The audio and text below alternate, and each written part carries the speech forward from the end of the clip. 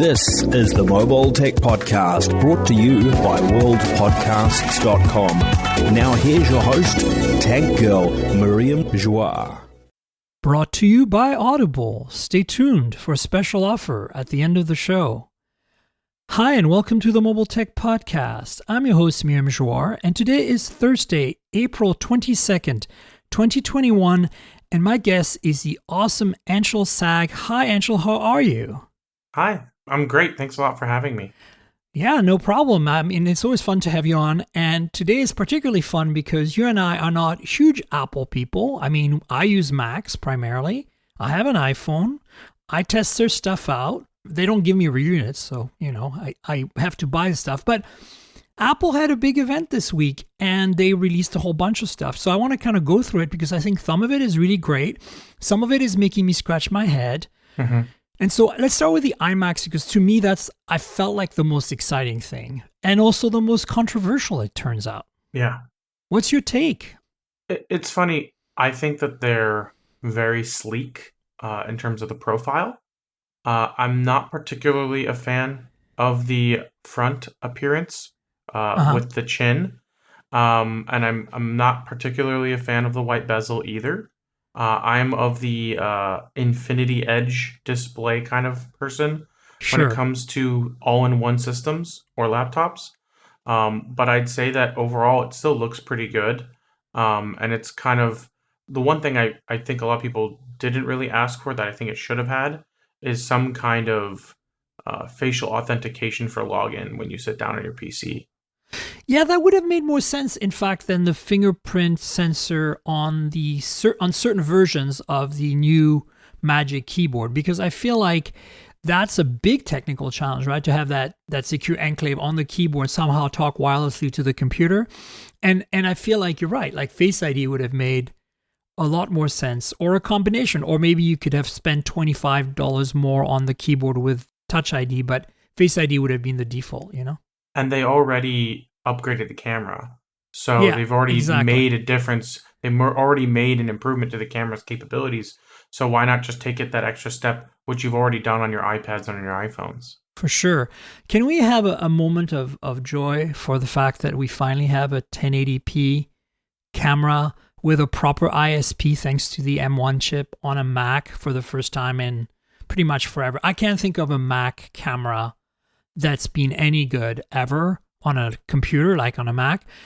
Yet, Apple has all this expertise making camera phones that are really awesome. And now they finally have an ARM chip. I'm surprised we just didn't get that as an upgrade on the, the MacBook Air and Pro, the M1s. I mean, it feels like they were so lazy. They just put a chip in there and kept everything else the same. I kind of get why, but having bought one and loving it, that's one of the areas that I'm just really bummed by, I think it should also have Face ID. I think everything Apple makes that has a front-facing camera should have Face ID. Yeah, for sure. And so here's the next question for you. You touched on this. This has been very I was very surprised when I saw the announcement. I was like, okay, great. New iMac looks kind of like what I was expecting. Yet a lot of people have written editorials and opinion pieces and are pretty mad, bro, about the freaking iMac design. And I'm like, I get where they're coming from, right? I think the argument a lot of people are making is that we were expecting, remember the iMac G4, the one that had the free-floating arm with a display and then the little dome base? Mm-hmm. Think also, and alternatively, think of the Surface Studio from Microsoft, which is basically a little box with two, supports that hold the screen, and the screen is just a screen floating there. I think a lot of people were expecting that. In a way, I was too. But then I thought about it for a second. And I'm like, since the original Bondi Blue G3 iMac, we've had a chin at the bottom. It had speakers and the CD-ROM and the headphone jack back in the day. And the IR blaster. Oh my God, IR blasters. Remember those? And then it went away briefly for the G4, and then it came back for the G5 iMac, and then the Intel iMacs, and in all its different form factors and iterations. So I feel like, yes, Apple made it very thin. It's like 11 millimeters or something really thin. Something like that, yeah. the electronics are in the chin from the exploded view they showed us. So they could have made it just, 15 millimeters and have the electronics under the display. 100%, I'm sure Apple could have pulled it off. And then given us, as you said, like maybe a black bezel, even thinner bezel, like a screen, a computer that's a screen. And I think that was not what they did because it was intentionally that they didn't. I think they wanted to be iconically an iMac. They want you to walk into the room and without looking at the back, since there's no Apple logo in the front, but there's one in the back, they want you to, and the back is never the one part you see anyway for most people. I think they wanted you to walk in a room and go like, that's an iMac. And for that, they did the white bezel. And for that, they did the chin. I am a little puzzled they didn't put the Apple logo on the chin, though. That seems a bit odd. But it's prime location. Yeah, I'm not mad about the design. I think I like it. And I think the white bezels are, again, a differentiator. I don't think it's necessarily the right thing. I'm going to have to see it with the screen turned off to see how annoying that is. But the reality is when you don't have the screen turned off, you're going to have stuff on the display. And whether you have a black or white bezel, I don't think matters too much. I wish the bezel was a little smaller. Yep. I do like that it's super thin because that's, you don't look at the side very often. But if you do, it's like, wow. And the colors are great. It's a nod to the G3, but maybe I don't like all the colors. And also maybe I'm not sure about how this dual color combo thing they have going with the lighter in the front and they're much darker than I expected in the back. Like, you know what I'm saying? Yeah, the color is much darker in the back as opposed to the front. I don't really understand that two-tone appearance.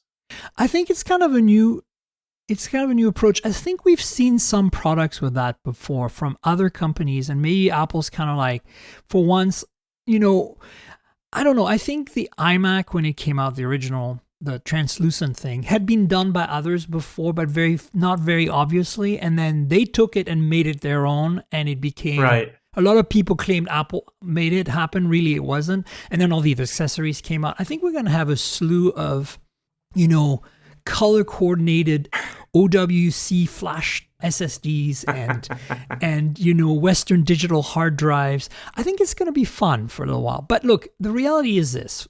Everybody who gets upset about this, just calm down because we're going to get a 27-inch iMac, right? Yeah. And my gut, or even bigger maybe, and my gut feeling is that it's actually probably going to be the same design. So maybe either get used to it or maybe they're going to surprise us and do something radically different, or maybe in line in terms of aesthetics, but with a small, maybe they're going to keep the chin as thin, as small as it is, but just increase the screen size. And maybe it'll be white bezel again. I don't know. Maybe the iMac, the bigger one will be called the iMac Pro and it will be a different kind of iMac. Who knows? It definitely harkens to the G3 days. That was actually the first Mac that I ever used in elementary school. Yeah. So it definitely kind of evokes that feeling. And if you remember those were very playful. Yeah. And they definitely, at least in my experience, were very prominently used in elementary schools and for education. So it was almost kind of catered to kids to a certain degree because of that playfulness. Yeah. And I think that this might be one of those kinds of machines where they're trying to reconnect with a younger audience. Because I feel like a lot of their desktops have kind of drifted into the professional space and to the an older sphere of customers. And I think offering a new colorway for the iMac might be a way for them to reassociate with a younger crowd. For sure. My gut reaction when I saw this thing was fun. Like, I'm not necessarily 100% on board with the industrial design. It's a little loud, but fun and unique and recognizable. And the pricing is much lower than the previous ones for the kind of performance you're going to get. Think of the performance you're going to get out of this. I'm using a 27-inch Core i5 iMac right now. It's 3 years old. And I'm telling you, it's boring AF to look at, okay? It's not an exciting looking computer. In this day and age, like there's a lot of all-in-ones out there, and I'm not sure the old, I guess now old iMac or the current 27 iMac design is particularly exciting. It was refreshed in 2012 last, okay? That's when it lost like the CD-ROM and the thicker sides. And I've never really been a big fan. I feel like this is more like what I think of Apple. Like this is, and you're right. I think that the prices are right. Like, think about it. For $12.99 or whatever it is, the entry-level one, you're getting a 4.5K IPS panel and basically a Mac Mini M1 base, all combined together. There's no way you can reach that price point by buying an equivalent external monitor right now, right? Yeah. And you get the cool colors and the matching keyboard and, you know, the matching mouse or trackpad, which is interesting that they've even color-coded the lightning cable to charge the keyboard and mouse, which we haven't seen Apple do color-coded cables since the freaking iMac, the original. Mm-hmm. And that's got me excited. And then the other thing I think was really cool is that, you know, they have the AC adapter. I was a bit annoyed that it was a separate brick, although it's very small, but that they have a single fabric color-coordinated MagSafe magnetic cable that plugs in the back of the thing. That's cool. And the thing that really made me gush in excitement was that the higher-end models, just like the higher-end models have the fingerprint sensor on the keyboard. Like, you can't get that on the base model.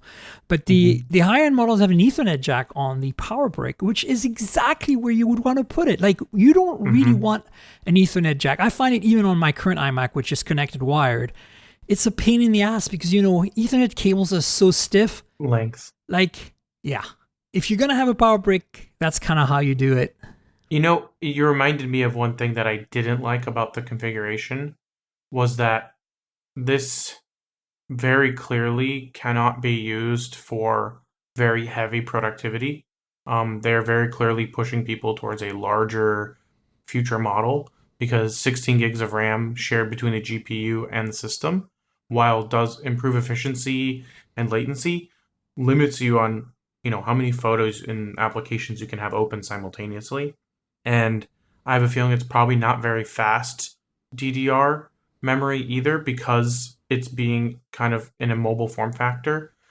So I think that will affect performance in some ways. I don't think so because we've seen that with this is the same guts as the Mac Mini M1 or the MacBook Air M1. Actually, it's better than MacBook Air M1 because it has fans. So it's the same as the Mac Mini M1. And honestly, I'm running an 8 gig version of the MacBook Air and I don't run out of. I'm looking at the memory usage. Even if I run everything I normally run on it, even Final Cut, I'm not running out of RAM.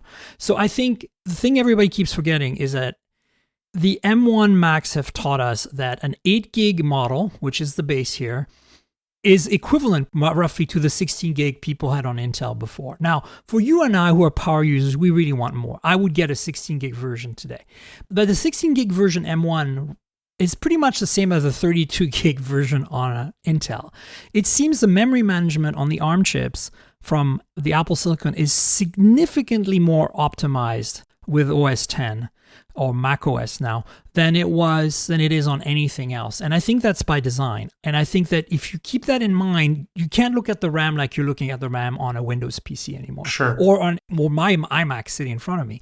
And I think that even the base iMac that they just announced is going to blow away everything up to probably the $2,500 iMac 27 you can buy from with Core i7 today. Like, I think that's a given. So I think those kids will be okay. You know what I'm saying? The young ones buying the colorful iMacs will be set for at least 2 to 3 years, or made way longer than that. I've used Macs for up to 11 years, just fine. So I think it's a win. In terms of, like, I'm not worried about performance and specs. I think that for the intended audience, I actually think that some people right now who are on more of a budget and want an all-in-one Mac, and we're waiting for an M-powered Mac, should buy this because I think the bigger one is going to be just more expensive and give you more real estate. I'm not necessarily sure it's going to be that much faster unless they come out with an M2 or M1X chip, you know? So that's my gut feeling. I think they're going to come out with a larger, more powerful chip that'll be more targeted towards content creators. If I'm going to have any niggles with their design right now, for me, the thing that stands out is they put the headphone jack on the side because it's too thick to put in the back. But in the back was stupid in the first place. Like, I have an iMac and the ports are in the back and it's a hassle. And now that there's an edge, I'm not even sure why they didn't put the USB Type-C, the two of them. You know, there's a model that has two and then there's a model that has two more. The model with two Actually, all models should have 2 on the sides, and then the models that have the extra 2 should be on the back, maybe. I feel that it would be much smarter. Like on the opposite end of where the headphone jack is, you have the 2 USB-Cs. Why in the back? Like, that is just aesthetics. I think you can hide the cables better if you put it through the back. I think that's the calculus. That's a good point. I suppose but that's what you see why I'm thinking. If you only have 2, you should have them on the side because, removable storage. If you have 4, then put 2 in the back and 2 on the side. That way, the 2 in the back are your dedicated, maybe you buy like an OWC 4 terabyte drive or something and you plug it in permanently and you're gone. I don't know. I definitely like the accessibility of side ports. I have some ports on the underside of my monitor that are connected to my tower. They're not very accessible. So I completely agree with you that there should be some kind of side ports on monitors, especially if it's the whole system. But I would probably just say 1, maybe. But if you're going to do 1, why not do 2? Yeah, at this point. Yeah, I don't know. There are some things, like if they had made it what people expected it to be, black bezel, no chin, I would have been happy too, even if it had been a little thicker. But I feel that would have been not unique enough. It would just look like any monitor. Like you would have walked into that, dentist's office and it would have been like, oh, you've got some kind of PC with a monitor hooked up. Now, no, you're going to walk into that, design studio and you're going to see that thing on the reception desk and you're going to know instantly it's an iMac.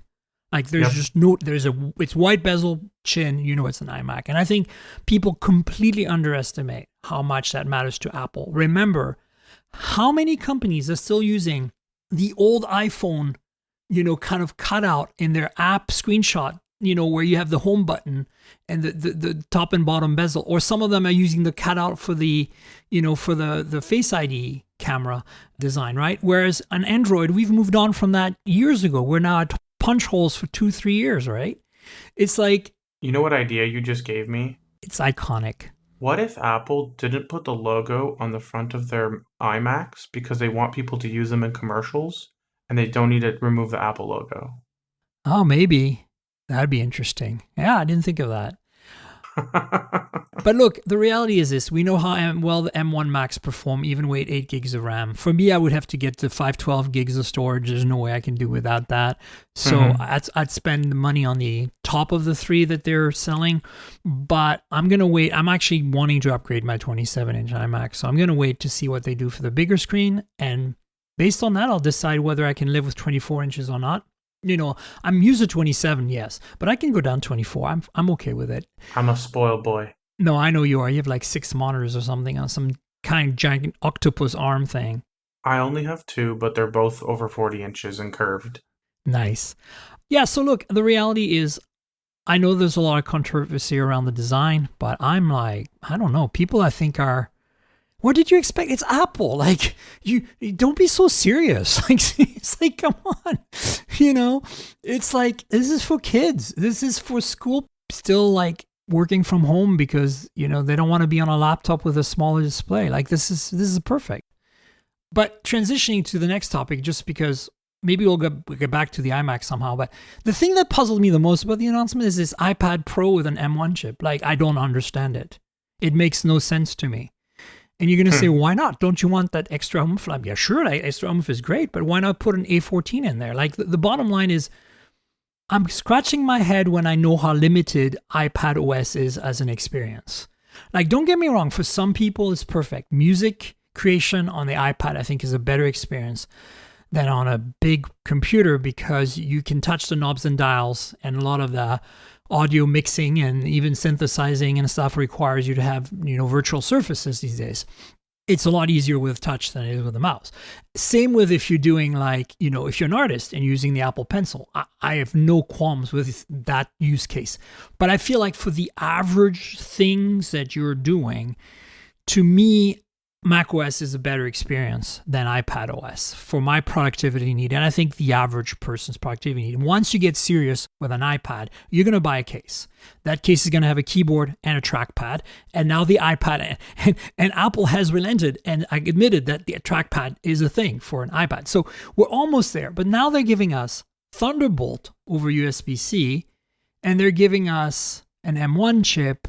And I'm like, does that mean that iPad OS is going to evolve into something crazier than we expect? because it seems like the hardware is complete overkill for what you need on an iPad. I could be wrong because I'm not an iPad Pro user, and I could be wrong because maybe the A14 chip doesn't cut it with that crazy new micro LED display on the higher end model. But then why make the lower end model with an M1? You know what I'm saying? Like, I don't get it.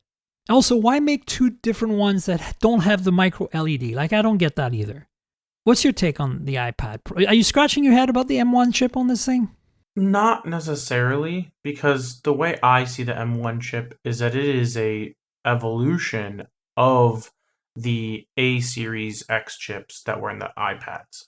To me, Right. it was a not too far derivative. And if you remember, they were using iPad chips in the early development models of the M series development kits, right? Right. So Yeah.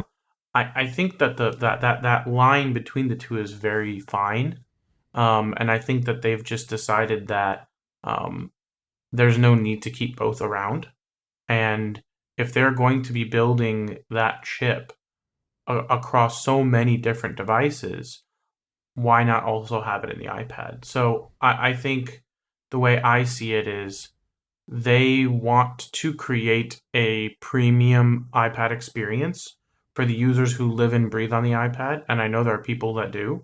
Oh, yeah. It's their primary computer, Mm-hmm.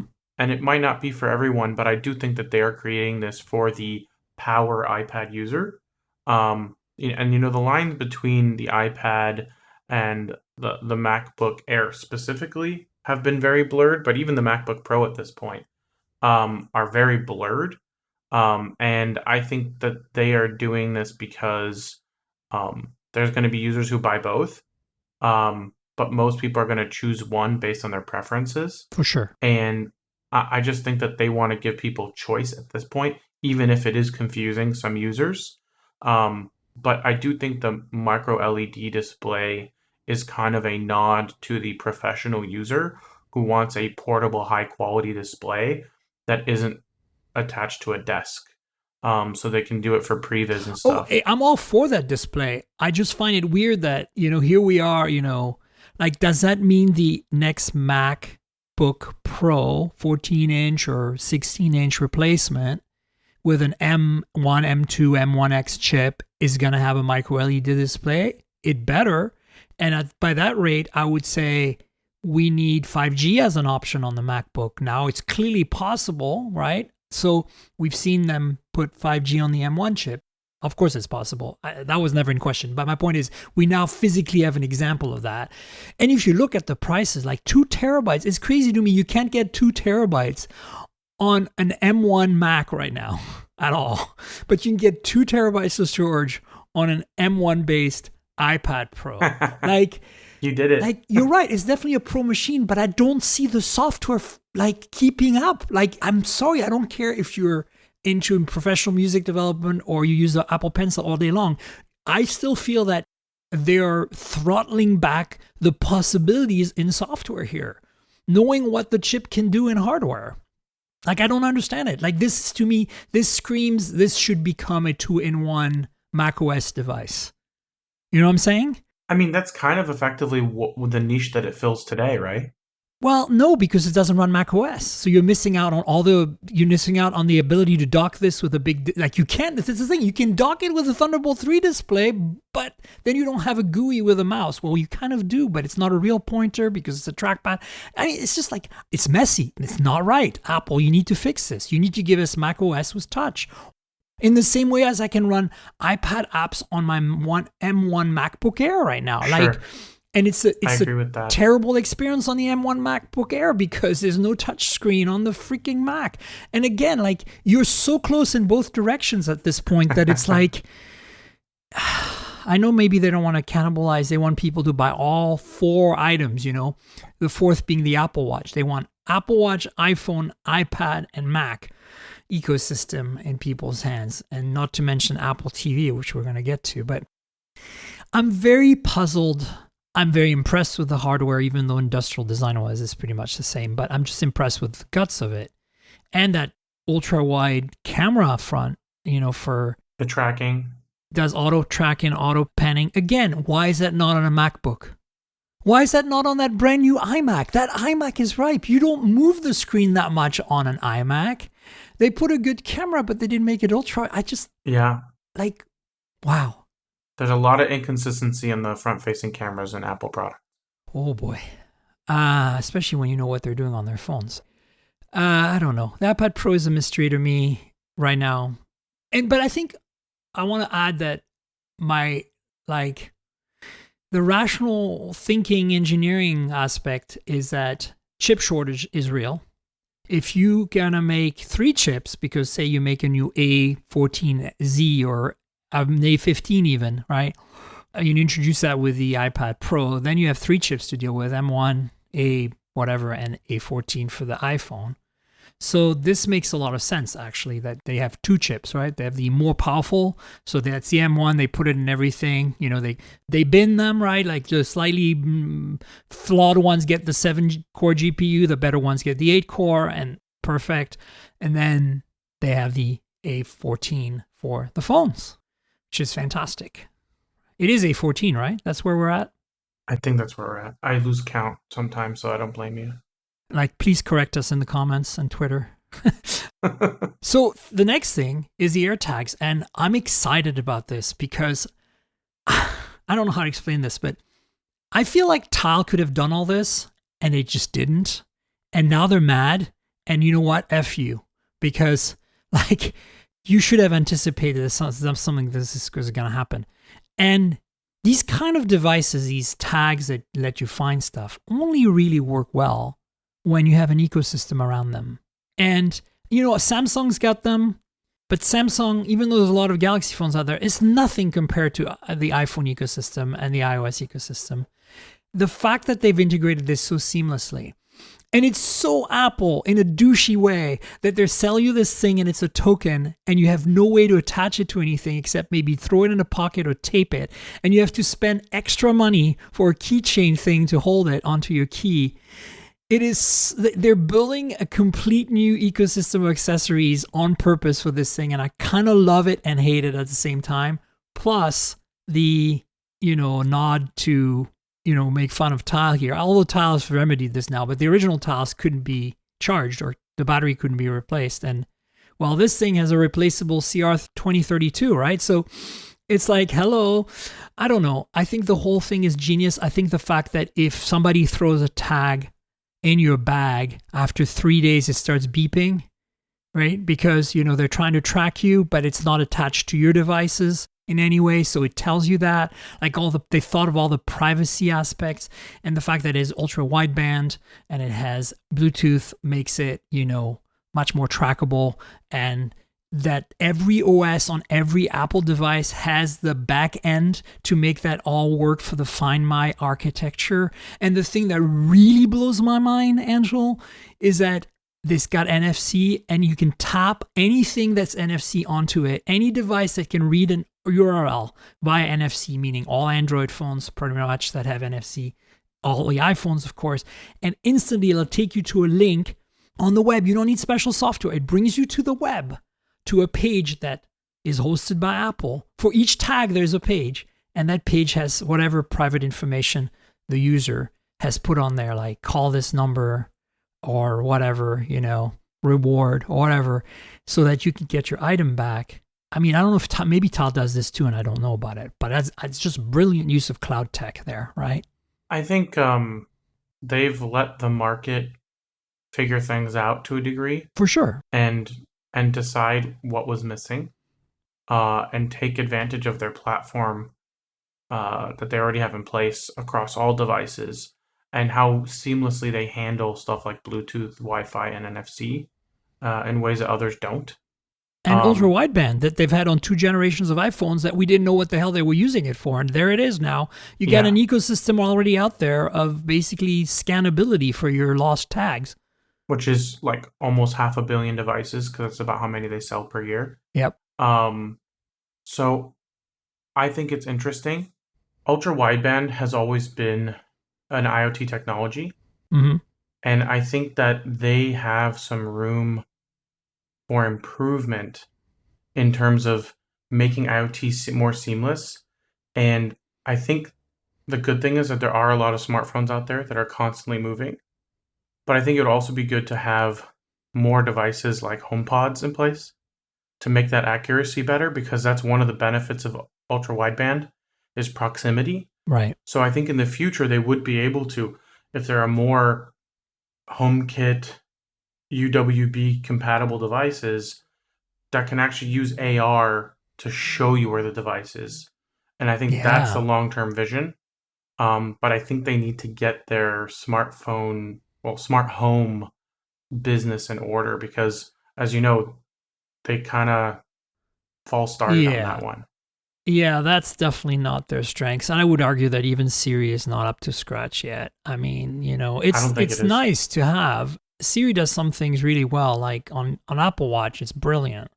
But I feel like on anything else, and it's only brilliant because every other assistant and every other watch is a total disaster. Like the delay in getting Google to respond to you in an Android Wear device, the queries take so long.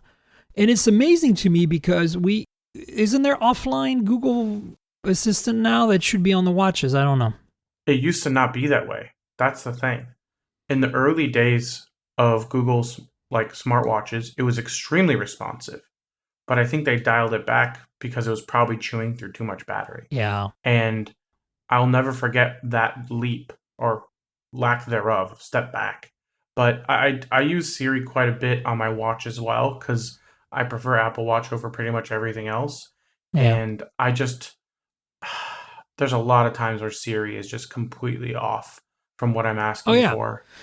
Yeah, yeah. In terms of like what it does for you, it's not that great. But the responsiveness, at least on the watches, is significantly better than anything else. And it's kind of funny to me because I think that the responsiveness on phones, Google Assistant is way better. It's way faster. It's just way more accurate. It's just way everything else. Like even on a like speaker, I have Alexa, who's gonna respond to this in a second.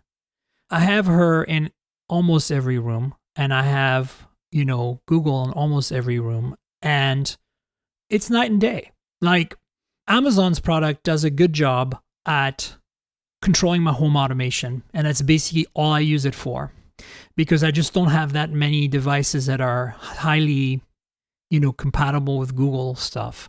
But when it comes to like having an AI and assistant that helps me with my stuff and answers my questions accurately and knows my calendar and my email because I'm invested in the Google ecosystem, the assistant is just like a billion times better, it seems to me. And people are going to argue, well, Miriam, you should link your calendar and stuff to the Amazon product. And I'm like, nah, and I don't really want that, first of all. But even if I did, I don't think it'd be as good. There's no way. It's not native. It's not first party, right? So Yeah, yeah. I pretty much am a mostly Google smart home situation, but I do use Alexa because I have a Ring doorbell camera, Right. Me too. and it's just the best way of seeing who's at the door without having to get up.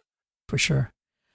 Yeah. So I think those AirTags, and I think also the pricing is really aggressive, which I think is interesting compared to Tile or even Samsung's tags, which, it's kind of a double-edged sword because you have to buy accessories to make it functional for many things. But I think for most things, like I would throw one in the bottom of my bag basically, and it wouldn't go anywhere, right? It would just sit there. So that's easy. Honestly, I wouldn't be against taping it with duct tape on something like, punk rock that stuff at that point, It's not the best solution, but I think there's a lot of DIY. A nice thing is going to create a lot of DIY. Like you're going to be able to go on Etsy and buy like holders for your smart tags and stuff. And because it's not like that's proprietary, it's not like MFI where you need an interface, right? It's just if you're a leather worker and you like to build things out of leather, you could make your own little pendant for your AirTag, and I think that's cool. I think we're going to see a lot of that. But it's ironic that Apple didn't even put a hole in it, like not even one little hole, so you can like put a strap on it or something yourself. Like there's no way to hang it. That's the thing that blows my mind about it. Yeah. But it's IP67. It has NFC, has ultra wideband, and the battery life. I don't know if they say anything about it. I'm sure it's pretty good. Yeah, I was wondering the same thing. I can't remember what the stated battery life was, but I would assume any of these kinds of devices need to last Years. a long time. At least a year is what I'm rooting for, you know? Oh man, Apple, all the things. Let's talk about the Apple TV 4K. I don't have a lot to say about that. Finally, a new remote is basically like my big hooray moment. I never went to the current Apple TV, or the previous to this one. I have an Apple TV. It's a 1080p one. It's the last one with the metal remote from the previous gen that doesn't have apps. And it is falling off the cliff rapidly. Like, I have to keep catching it so it doesn't crash down in the ocean below, because I still need to use it for a few things. And for my projector in particular, because it doesn't have, it's not a smart projector. So if I need Netflix, I need something. You're going to say I could just plug a Roku and call it a day, since Roku is so awesome. And I could, but I like the AirPlay functionality. So I didn't upgrade to the new ones, and I'm glad I never did, because the remote is by all the reviews and all the opinions out there, terrible experience. And now they finally fixed that. That remote seems like a normal human could use it, so that's pretty cool. I think for me, I've never actually really ever used Apple TV, primarily because I've tried to use literally everything else. Because I wasn't really that invested in the Apple content ecosystem like some other people are, where they've bought movies and like iTunes and stuff. My Apple TV is not even logged into an Apple account. It's literally for AirPlay and whatever built-in apps exist, I have an NVIDIA Shield TV, which is like, well, there you go. The Ferrari of streaming sticks nowadays. Yeah. And it's awesome, but now I have a Sony OLED TV, which basically has the same functionality. Right.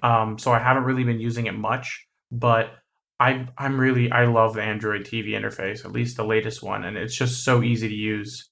Yeah, I have the T-Mobile TV Vision, whatever it's called, T-Vision thing. They sent me a review in it, and it's essentially an Android TV device, the new Android TV, and it has Chromecast and everything. It's great. It's really great. I mean, it's interesting because their T-Vision app, whatever, TV Vision, whatever it's called, is just an app inside of an Android TV box or stick that they give you, essentially. And so it's nice. I'll be honest, though, that for the average user, I went to an Airbnb not too long ago. Theo and I escaped to go to Palm Springs for a few days to just chill out. We rented a whole place, and they had a Roku on there. And it's my first time really spending time on a Roku. And it was really cool because they had like a guest mode where you could log into all your services and you could set how many days you were going to be there. And at the end of that time, it would reset and delete all your logins.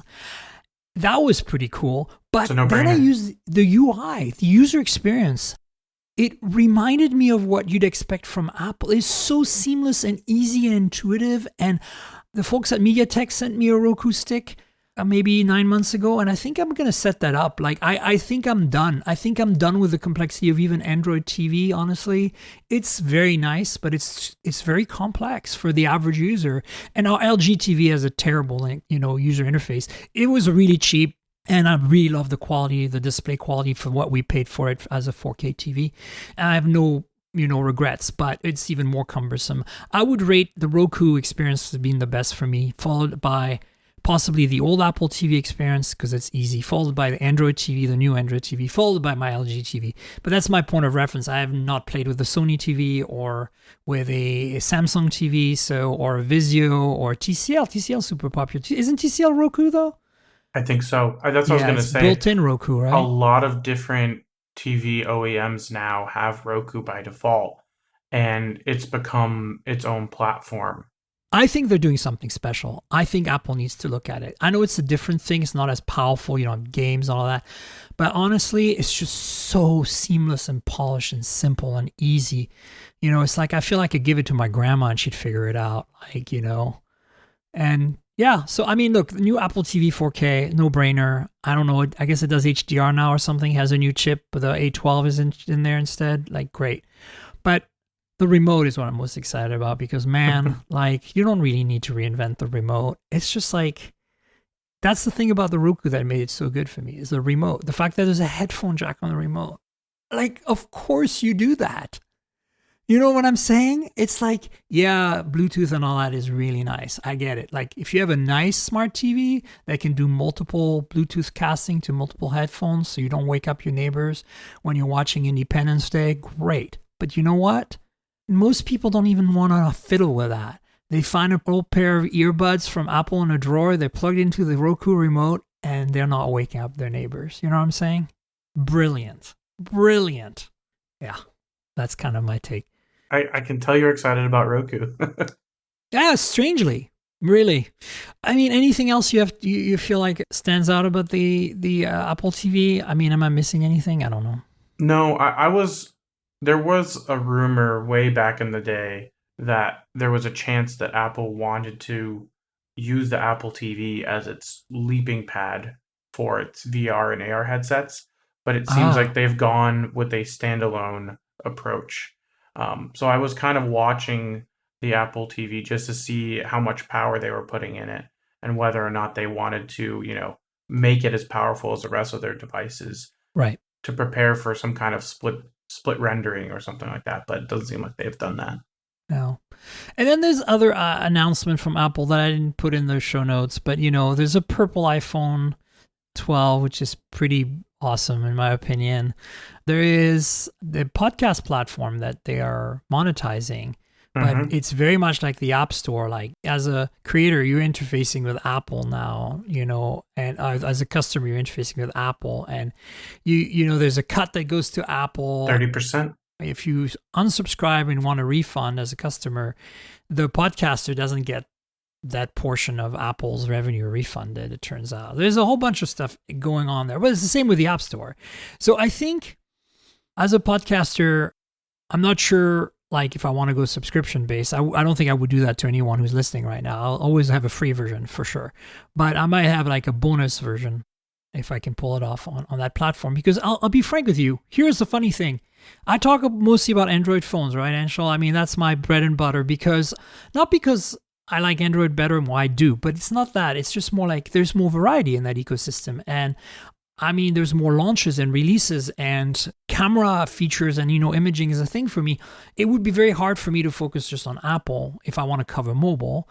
So as such, you'd think that my audience would be the same, primarily Android users, etc. But no, if you look at my stats, the vast majority of listeners are on Apple podcasts in some way or another. I think my number 2 is Pocket Casts, of course, the great app. And that's available on both iOS and Android. And then after that, I got Google Podcasts, way lower. And then Spotify is the last one, but it's almost on par with Google Podcasts. And I'm actually surprised that Spotify isn't higher up. But it's really interesting when I look at my stats about who listens on what. Like, you're all listening on Apple devices, aren't you? Like, it's so interesting to me considering my audience is, I think, more an Android audience. So maybe I should do something on this Apple Podcast subscribe thing. Let me know, folks. Let me know on Twitter. If you're listening, tweet at me right now. Would you pay extra for extra features on a subscription-based Apple podcast thing? I'd love to know. There you go. Yeah, I mean, got to get them involved. We have our podcasts on all the platforms, and I've found that Spotify is the most painful one to deal with in almost every imaginable way. Yeah. And I kind of just have us up there because I want us to be up there. Oh, yeah, me too. But the presence we have there is negligible compared to all the other platforms. I find that for me, what was the deal breaker that made me finally go with Spotify was the fact that a lot of cars have integration for Spotify built into the UI of the car. I'm not even talking about like pairing your phone. And being able to get to your podcasts that way is just great, because you don't even have to have a subscription or a login. You just go in the car and you say, I want to listen to the Mobile Tech Podcast with Tank Girl. And boom, there it starts playing it. And then you can tap on the screen to subscribe. And that, because it's kind of the default podcast app for a lot of platforms that are not phones and computers, makes it a very interesting proposition. That's why I felt like I needed to be there, Yeah. I just think the searchability is a real pain. Oh, a lot of it is a real pain, I mean, I think in general, a lot of things are a real pain with Spotify. I think that if you're just a user listening to music, it's a great experience. But if you go as a creator, it's just like, oh, it's tough. So let's see. We've covered pretty much all of Apple, I would say. Let's talk about this phone very briefly. So Infinix is a company out of China making affordable smartphones. They've been selling them unlocked for a while, and they reached out to me and said, "Hey, can we send you a review unit? We have a new phone coming out." And I was just like, "Whatever, yeah, sure." Like I looked at their website and I was like, "Oh yeah, these are very cheap phones, and it'll be a lull, right? I'll have a good time trying it out and seeing how bad it is." And lo and behold, it's not bad at all. Like so, this phone is called the Infinix Hot 10S NFC, and I've got in the show notes, I've got a VentureBeat link in there of like that goes through the details of the phone so you can have a look, and then in my unboxing video so you can see what it looks like.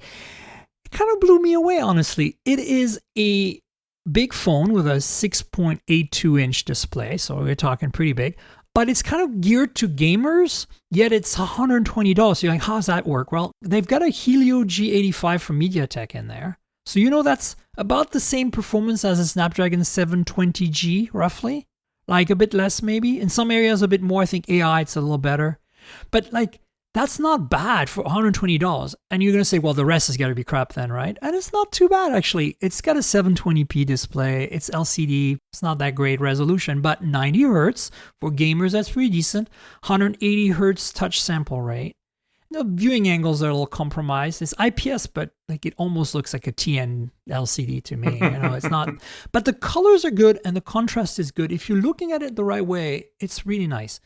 4 gigs of RAM, 128 gigs of storage. I think 4 gigs of RAM is a minimum for Android. 120 gigs of storage is pretty generous at that price point. It has micro SD expansion as well. And then 5,000 milliamp hour battery, which is pretty nice. NFC, which I think is really nice to have, especially in North America for Google Pay. A lot of people at that price point don't care, but I think that's interesting that a Chinese manufacturer of all things decided to put NFC on a $120 phone. Well, think about how much NFC is used in China. Not. That's, why I'm surprised. And then the main camera on the back, so it's a bit weird. It's got, a front-facing camera, 8 megapixels, and it's got a rear triple camera setup, but it's really weird. Hear me out.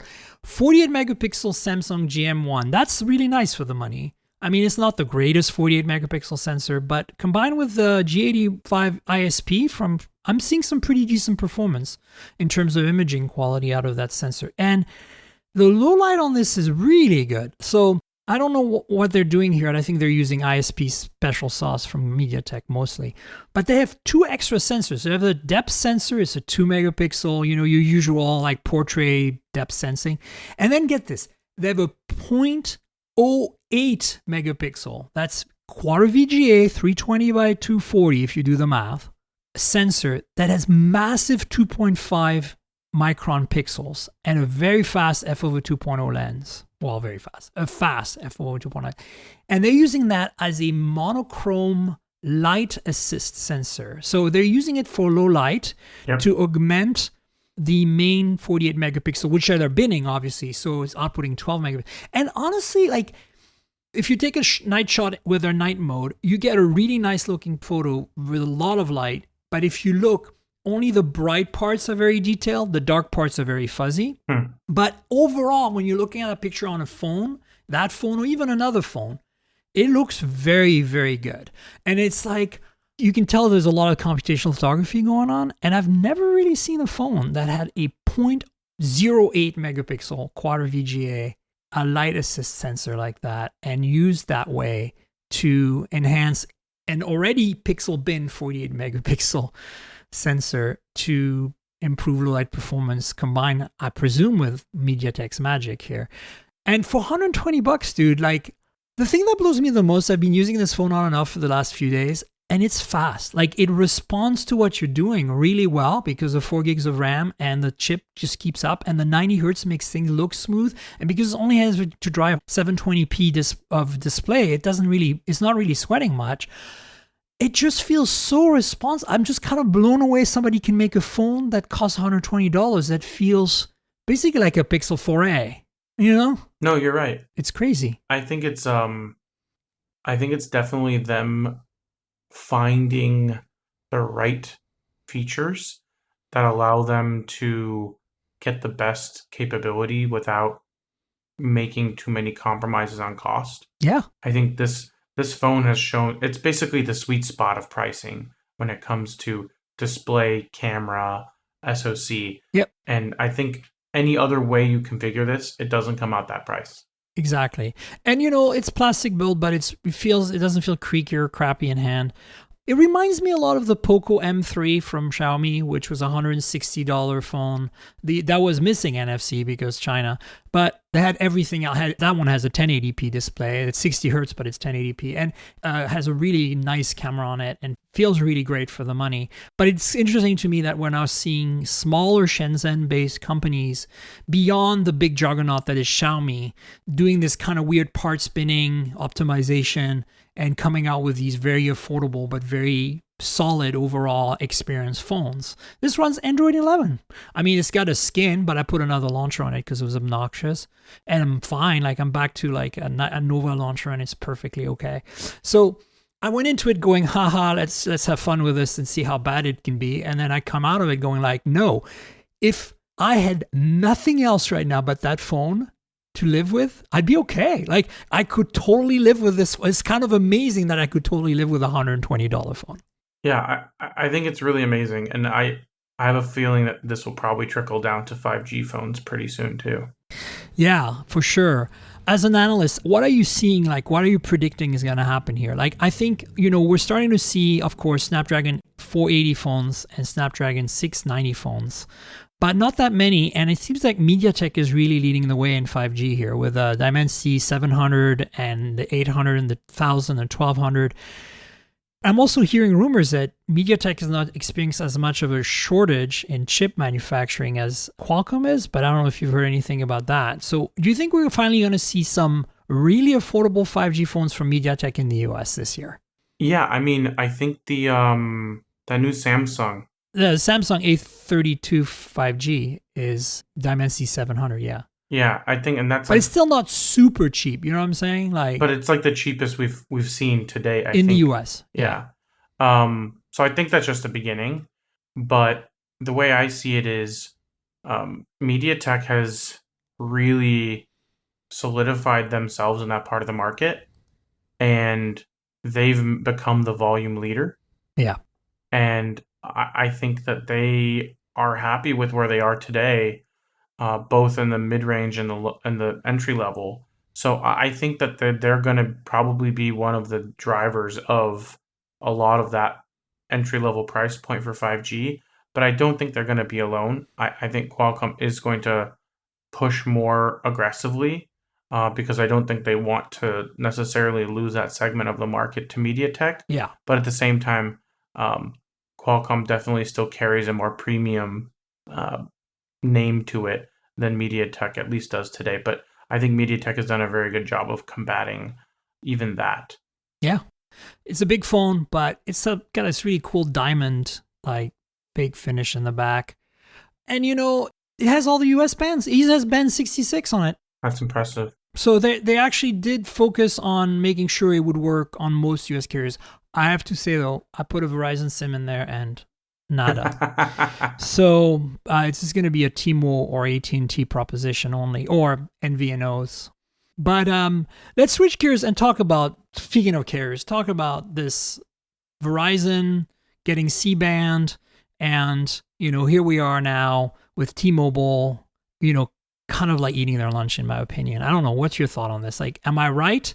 Like, 2.5 gigahertz has got to be better than 3.7 gigahertz in terms of penetration in buildings. And mid-band is really where the battle is going to be fought, I think, in the urban centers anyway, because you're going to get multiple hundreds of megabits, potentially, to the indoor user versus, what we have today with 600 megahertz, which is, tens of megabits more ubiquitously available, blanketing the country.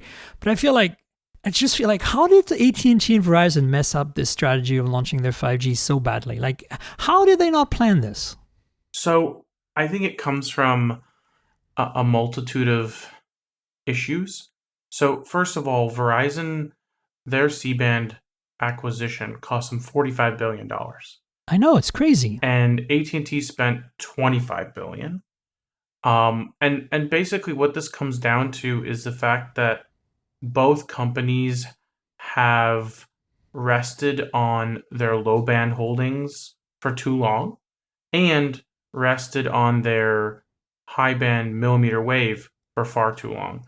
specifically Verizon. Oh my God, yeah. If you look at how AT&T has marketed 5G, they are not necessarily pushing millimeter wave remotely as hard as Verizon has. No. And Verizon's problem is that they have tried to market themselves out of a corner. And what they've done is they've actually marketed themselves deeper into the corner. And millimeter waves propagation is actually better than what a lot of people believe, but it is still... It's actually pretty good. I've got it around the corner from me, and it's like I can step out my door and get millimeter wave, but not inside, Yes. And I think, millimeter wave is going to have to be supplemented by something else, whether it be mid-band or low-band, and that was always going to be the case. I just think that Verizon tried to promise people something that was never going to be possible, and I think that's really what has fed a lot of the, hesitance towards 5G in general. That combined with T-Mobile's low band not necessarily being much faster, combined with Verizon's DSS version of 5G being slower than their 4G and actually consuming more power, I think those are really what have hurt Verizon specifically. Yeah. AT&T is, I think, in a better position overall. They're kind of in between T-Mobile and Verizon in terms of spectrum holdings and coverage. Yeah, but they don't seem to be doing much with it. Like, at least for me here, I get low band 5G on AT&T, and it's worse than their 4G. They have almost no spectrum allocated to it. That's really what it comes down to. There's very little spectrum that both Verizon and AT&T have today that is actually being used for 5G. And that was kind of the case with T-Mobile on the 600 megahertz until they got 2.5 with their acquisition of Sprint.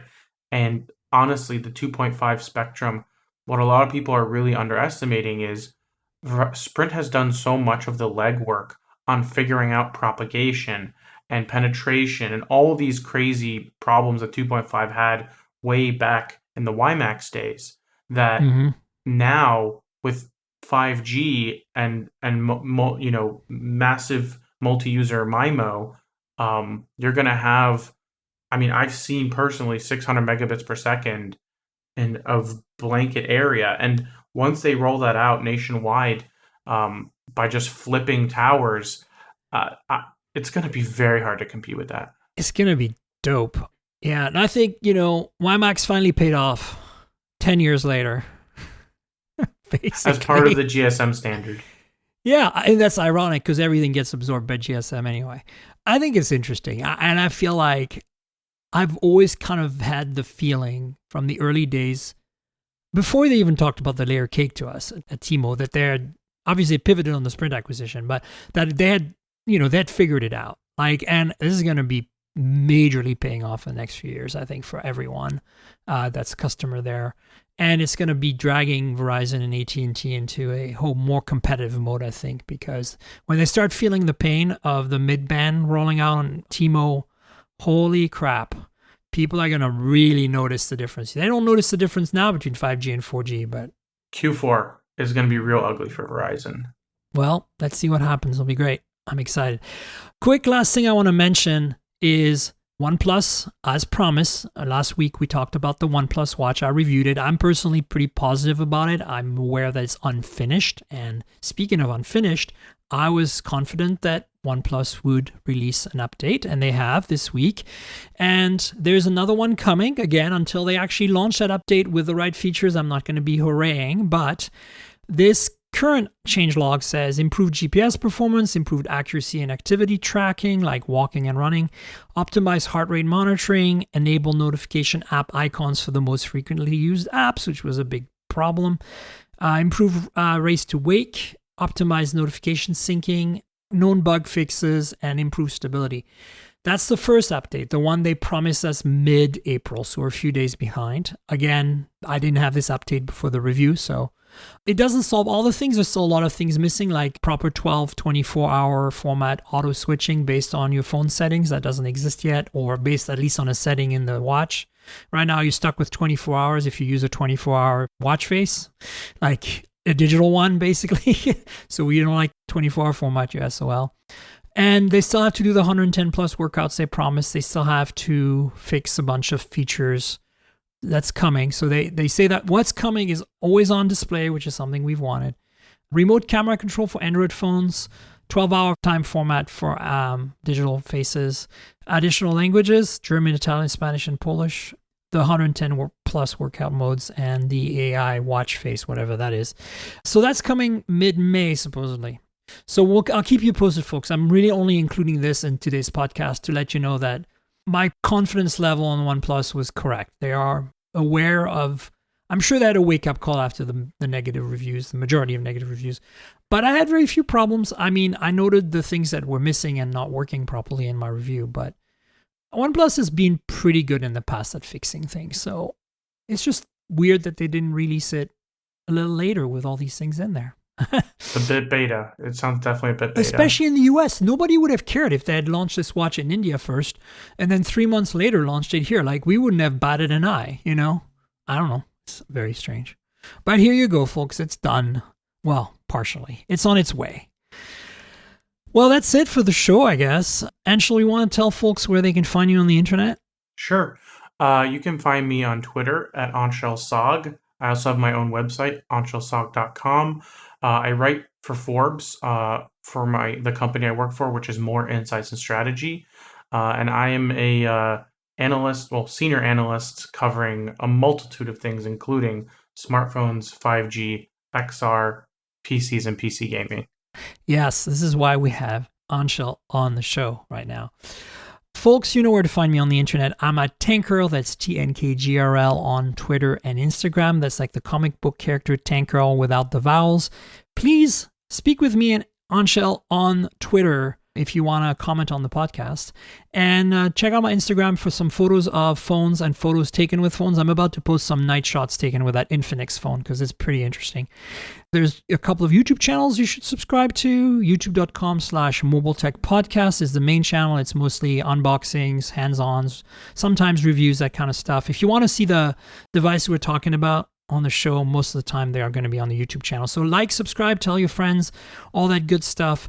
We also have another YouTube channel. We're trying to get to 1,000 subscribers, so please subscribe. It's just in the kind of starting stages. It's called youtube.com/MobileTechMoor, and it's going to be all the peripheral stuff to mobile. So things like smart home, travel tech, generally speaking, the things that make your mobile life better, but not necessarily directly are mobile, are going to be on there. So check that out. Again, like, subscribe, tell your friends, all that good stuff. You also know where the podcast lives. It's at mobiletechpodcast.com. If it's your first time here, you're following Anshel here, check out the podcast by subscribing. We're on Google Podcasts, Apple Podcasts, Pocket Casts, Spotify. Pretty much everywhere you'll find good podcasts, you can find the podcast, and you should subscribe. Also, if your app supports rating or reviewing the podcast, please do. It's good for discoverability. And finally, there's a donate link in the show notes through my tankgirl.com website. If you can help out by donating, that'd be great. It's actually a PayPal button in there, so it's pretty straightforward. And then finally, I want to thank our sponsor, Audible. Audible's been with the show since the early days. They're pretty awesome. They have a special deal for you folks, a 30-day free trial. You get to keep a book at the end. If you want to support them and support us at the same time, you can do that. audibletrial.com/mobiletech is the URL. That's audibletrial.com/mobiletech. If you're not familiar with Audible, they're the #1 audiobook platform in the universe, and they're fantastic. If you're a bookworm like me, you love to read, but maybe you want to listen instead of read and your eyes are tired or something. Maybe you're a delivery driver. You're driving that UPS truck that drops off all the cool stuff at my house every day, and you can't get your eyes off the road, but you want to listen to stuff. Audible's got you covered. Great selection of books. Tons of books are read by the authors, which is one of my favorite things. A lot of these books are super long, epic. So it feels like you can't really do it all in one shot. So you just kind of put it down for a few hours and listen an hour or 2 hours at a time. It really does feel like a book experience, which is great. So yeah, Audible, check it out. audibletrial.com/mobiletech for your special free trial of awesomeness.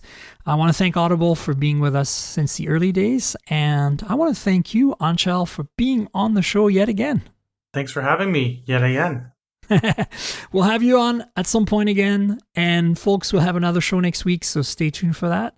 Until then, cheers, everybody.